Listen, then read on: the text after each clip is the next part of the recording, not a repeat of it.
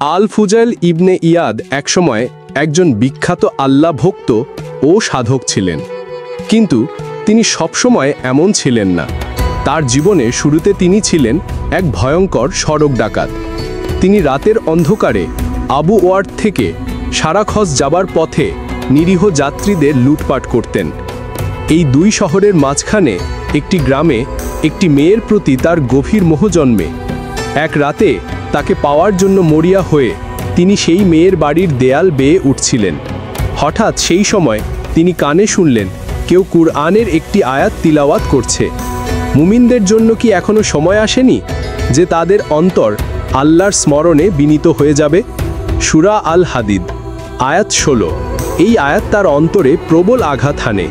তিনি থেমে গিয়ে কেঁদে ওঠেন, হে আমার রব, অবশ্যই এখনই সময় এসেছে। তিনি সঙ্গে সঙ্গে সেই জায়গা ছেড়ে বেরিয়ে যান এবং পথে একটি কাফেলার কাছে গিয়ে আশ্রয় নেন। সেখানে তিনি শুনতে পান কাফেলার লোকেরা আলোচনা করছে, চলো এখনই রওনা হই। একজন বলল, না, এখন না। আল ফুজাইল হয়তো আশেপাশে কোথাও লুকিয়ে আছে, সে আমাদের লুট করতে পারে। এই কথা শুনে আল ফুজাইলের হৃদয় কেঁপে ওঠে।